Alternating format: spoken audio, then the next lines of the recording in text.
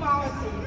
So from lab to public office as a biomedical scientist, I spent years studying complex biological systems, breaking down problems, and searching for solutions. Now, as an elected official, I use that same approach to shape policies that impact people's lives. And I can tell you firsthand, science matters. Science matters in government. Science is not just a tool for discovery. It is the foundation for sound decision-making. Every policy we craft, from public health to climate action, from economic development to education, must be informed by facts, research, and data. Because when people make up their own facts, don't research, and ignore what data tells us, people suffer.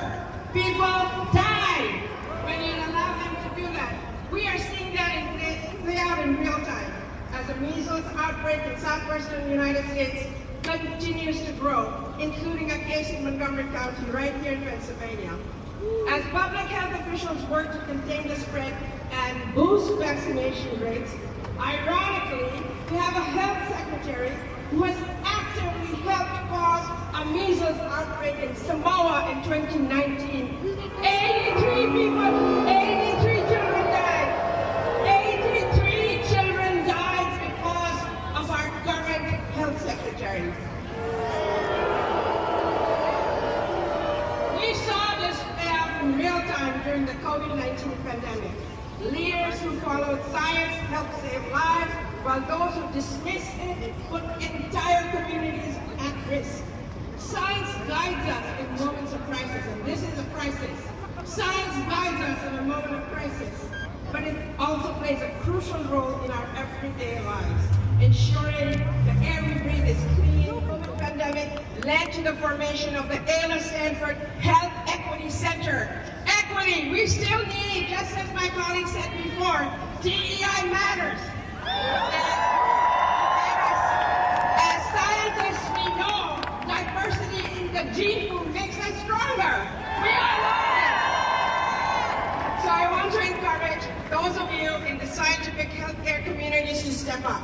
We need you now more than ever, not just in research labs or hospitals, but in city halls, state legislatures, and Congress.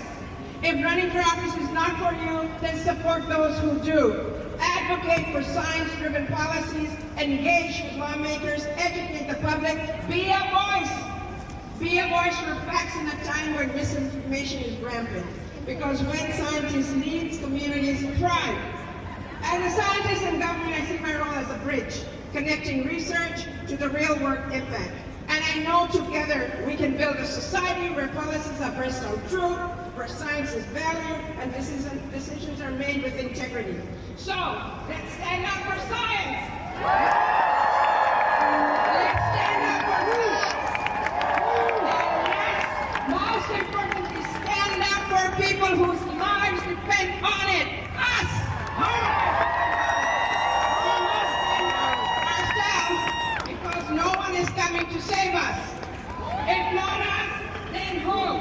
If not now, then when? The time is now. Science is the way forward.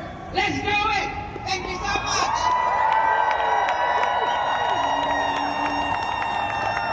Over my laptop, I pulled it out from my closet to tell you that I am a scientist at heart.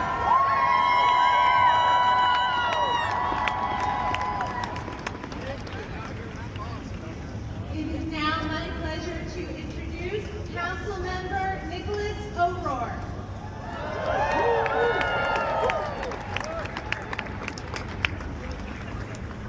When our lives are under attack, tell me, what do we do? Tell me, what do you do?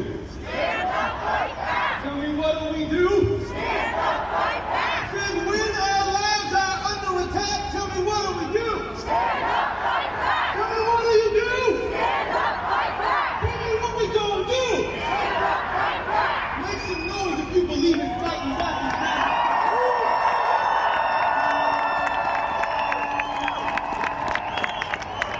Good afternoon.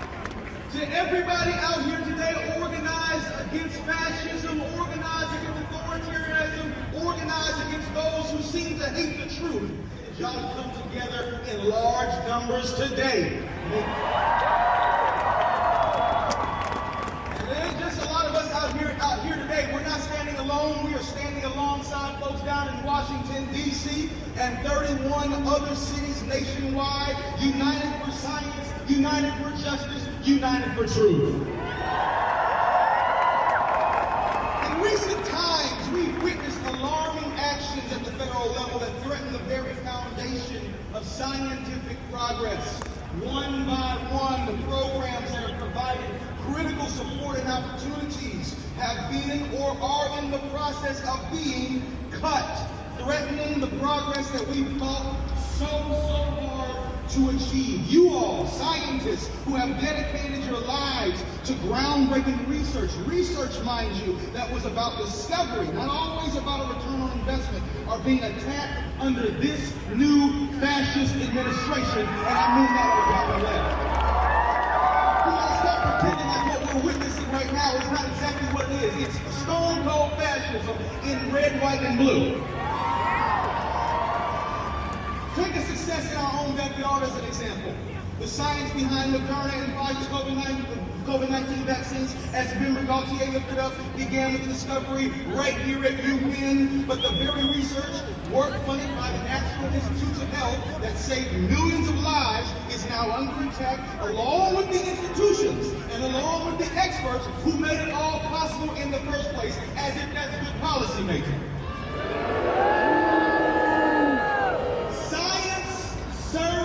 Society. But unequally so. Too many of our communities have been harmed by science through a history of exclusion, a history of discrimination, and a history of bias. And inclusion in the scientific process for these communities has far too often been seen or been as artifacts or test subjects, not as subjects at all, really. There's a history of that in Philadelphia as well.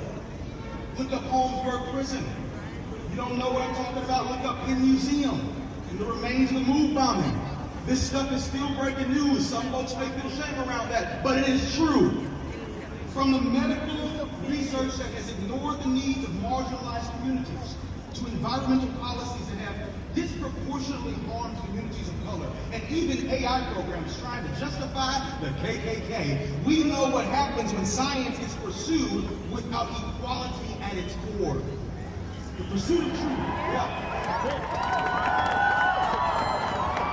And the signs of beautiful science is real. Arrest those